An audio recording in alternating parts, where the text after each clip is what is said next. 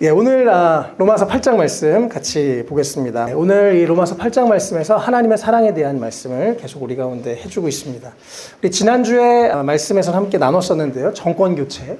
예전에 죄와 사망의 법에 있다가 예수님 안에, 새로운 법 안에, 은혜의 법 안에 들어간 정권 교체가 이미 우리 안에서 일어났다고 합니다. 오늘 1절, 2절에 우리가 예수 안에 있기 때문에 더 이상 정죄를 받지 않고 우리는 이제 생명의 성령의 법이 우리를 해방해 주셔서 우리가 새로운 법 안에서, 새로운 질서 안에서, 새로운 정권 안에서 살게 되었다라고 말씀을 드렸죠. 하나님의 자녀인 우리가 예전의 삶에서 이제 그 하나님의 사랑 때문에 온전히 우리를 찾아서 발견해서 우리를 구원하신, 또 우리를 위해서 대신 죽으신 그 예수님 때문에 우리가 하나님의 사랑 안에서 새로운 존재가 되었다고 성경 우리 가운데 말씀하고 있습니다. 네.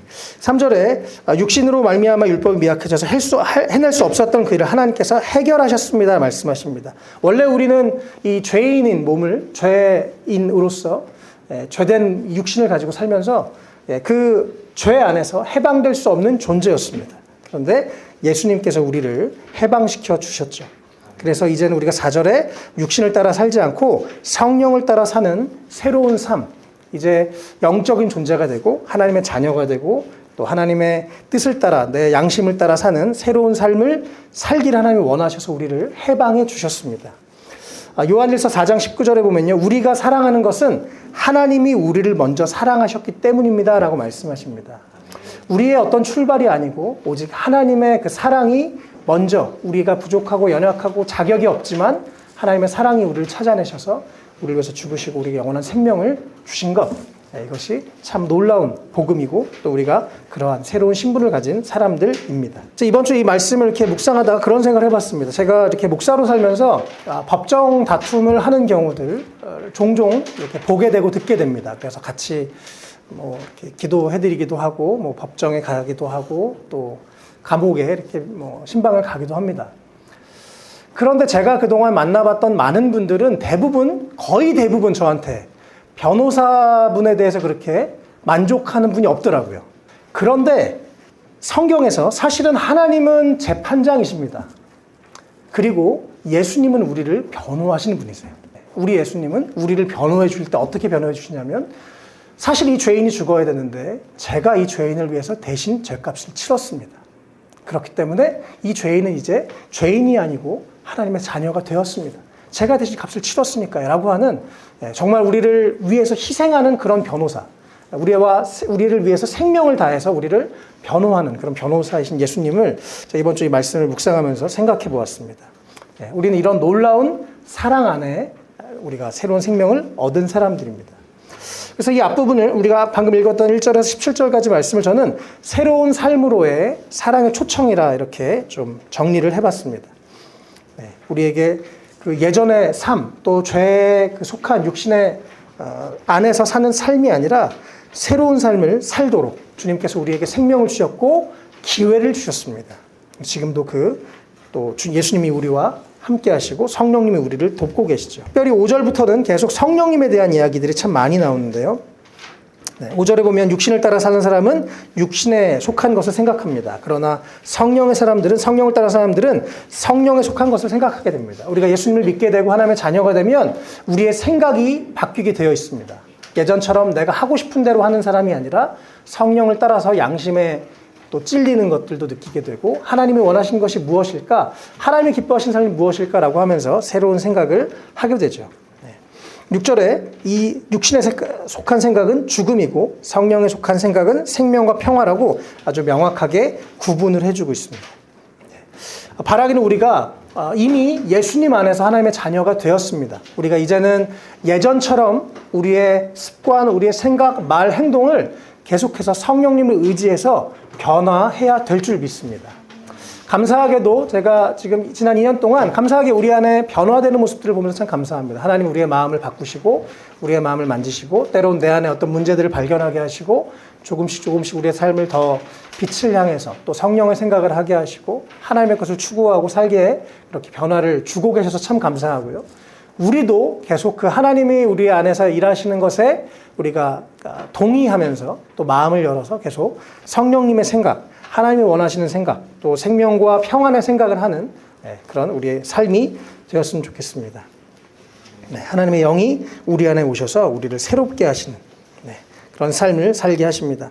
12절 13절에 우리는 빚을 지고 산 사람들이지만 육신에 빚을 진 것이 아닙니다. 우리는 이제 육신을 따라 살아야 할 존재가 아니다라고 성경 우리 가운데 선포하고 있습니다. 더 이상 우리가 육신의 욕망을 따라서만 사는 것, 그런 원초적인 삶을 사는 것이 아니고 이제 우리는 13절에 육신을 따라 살지 않고 성령으로 몸의 행실을 죽이면서, 성령을 의지해서 내 몸의 행실을 죽이면서 거룩함을 추구하며 살아가는 새로운 존재가 되었습니다.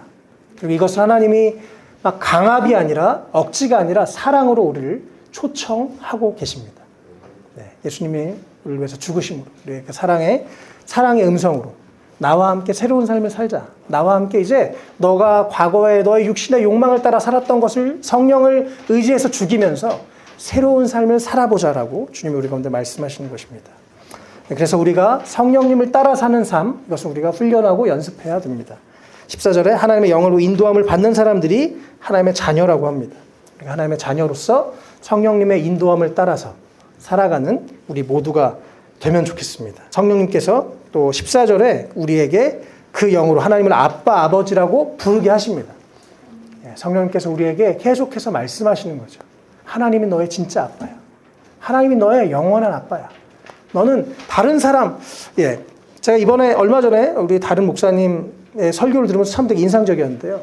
아버지가 아니라 아버님이 아니라 아빠라고 부르게 하신 하나님. 우리가 정말 편안하게, 편한 존재가 아니면 아빠라고 못하겠죠. 그렇죠? 불편한 존재면 아버님 말할 텐데 진짜 편한 존재로 아빠라고 부르라고 하시는 거예요. 하나님 참 좋은 하나님이십니다.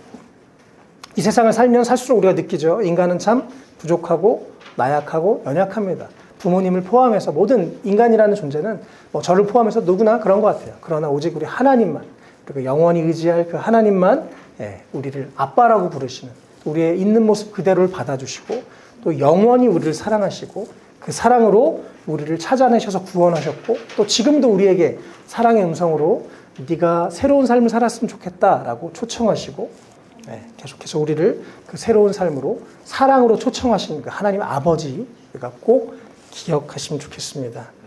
우리가 이 자리에 있는 것도 다 그분의 사랑 때문에 있습니다. 우리가 그분의 사랑 때문에 기쁘게 또 서로 감사하며 서로를 섬기고 함께 이렇게 이 자리까지 오게 되어서 참 감사합니다. 우리가 계속해서 소망을 갖는 것, 우리가 계속해서 의지해야 될 유일한 한 가지는 바로 이 하나님 아버지의 사랑인 줄로 믿습니다. 우리가 그 사랑 안에서 계속 새로운 삶으로 우리가 더 성령을 따라서 우리의 육신의 행실을 죽이면서 성령을 따라 살아가는 우리 모든 분들 되시길 주님으로 축복합니다. 이 두 번째 부분에서는 우리에게 성경은 소망에 대해서 말해주고 있습니다. 18절에 특별히 이 당시에 크리스천들은 고난 가운데 있었습니다. 그래서 현재 우리가 겪는 고난은 장차 우리에게 나타날 영광과 견주면 비교할 것이 아무것도 아니다라고 비교할 수 없다라고 이야기합니다. 또 우리가 꼭 이 당시에 핍박받는 크리스천들 뿐만 아니라 지금 우리의 삶도 사실은 이 세상에서 완벽하지 않은 세상에 우리가 살고 있습니다. 불완전하고 죄와 악이 관영한 세상에서 우리가 살고 있죠. 물론 하나님의 사랑 안에 은혜 가운데 감사하게 살고 있지만 여전히 우리가 세상을 보면 여러 가지 참 좋지 않은 모습들, 안타까운 모습들 늘 매주 뉴스를 보면서 우리가 보는 일들입니다.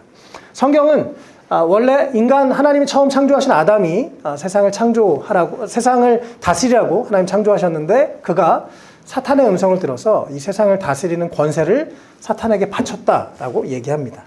그래서 이 세상 안에 여전히 죄와 악과 어두움들이 있다고 이야기합니다.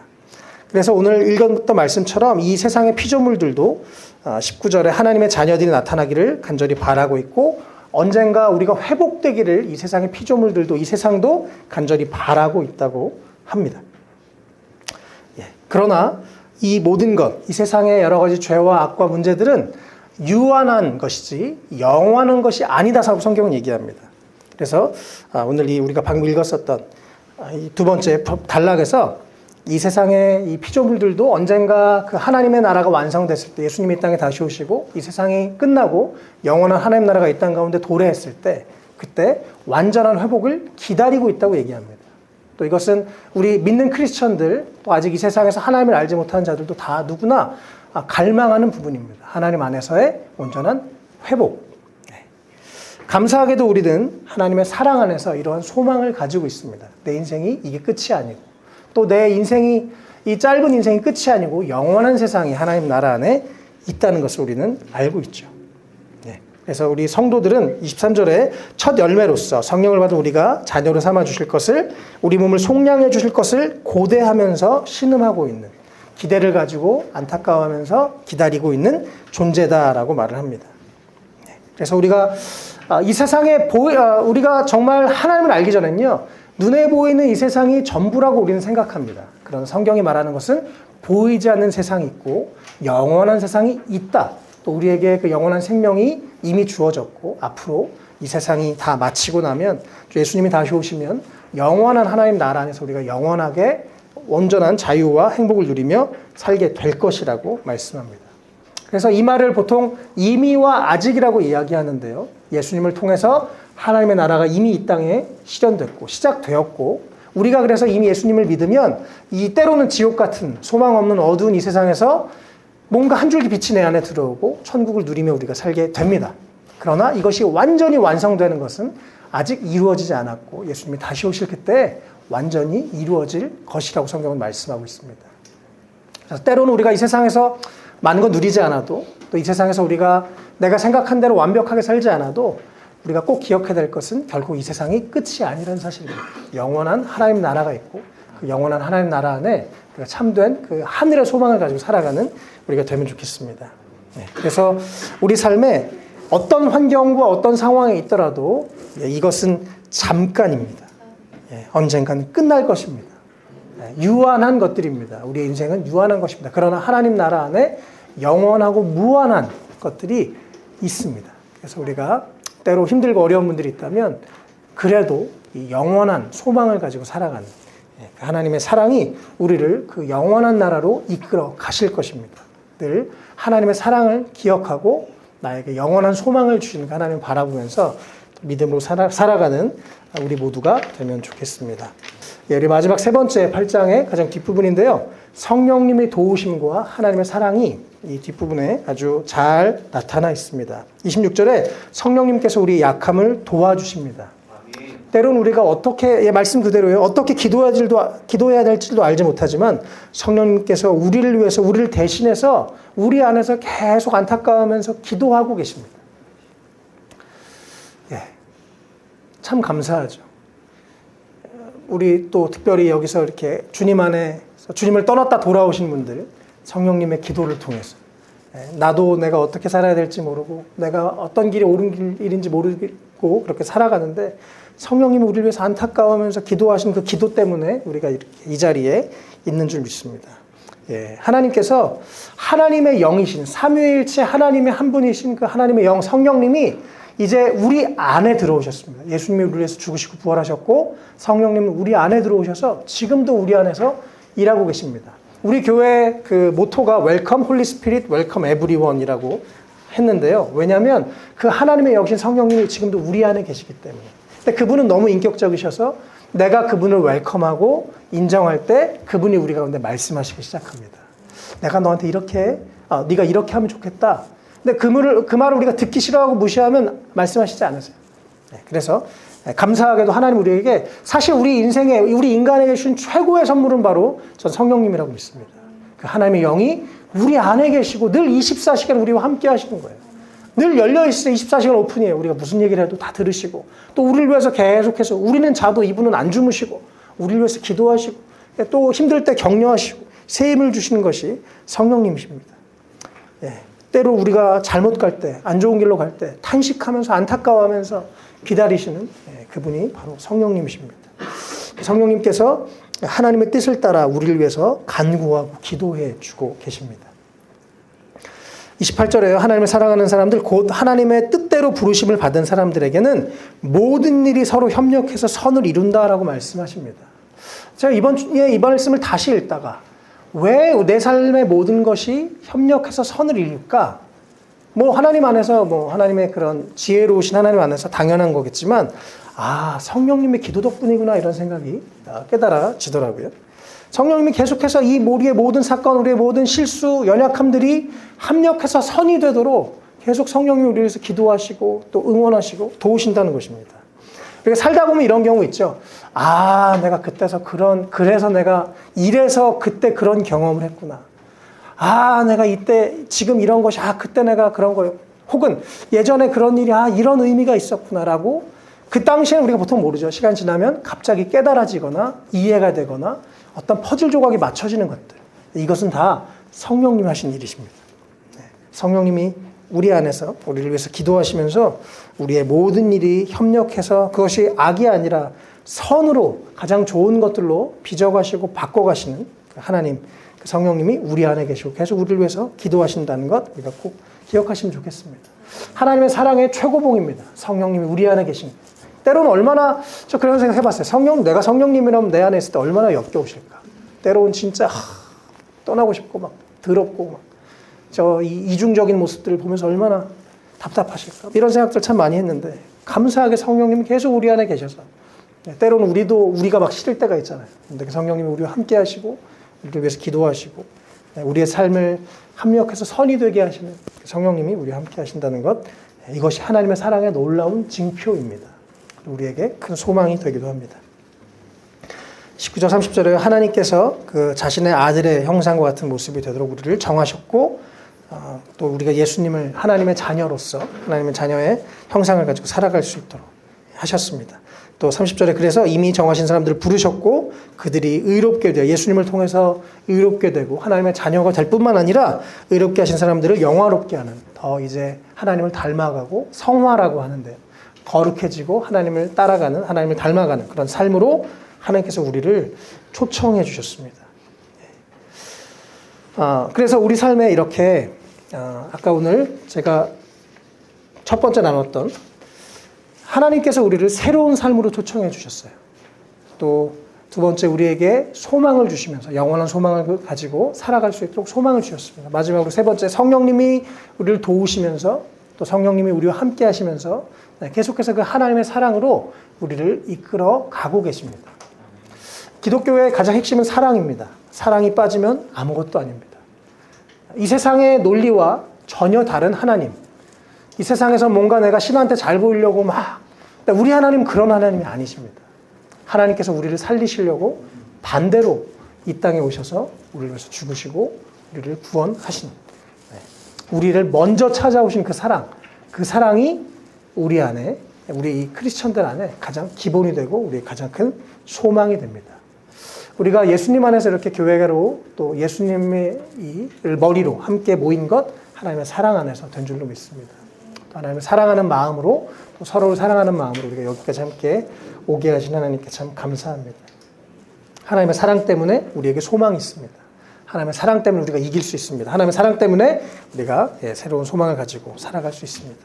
또 우리가 계속 크리스천으로서 하나님을 사랑하는 그 사랑을 가지고 사랑이 우리 삶의 동기가 되어서 하나님을 사랑하고 또 이웃을 사랑하면서 살아가는 사랑의 길, 믿음의 길, 소망의 길을 걸어가는 우리가 되면 좋겠습니다.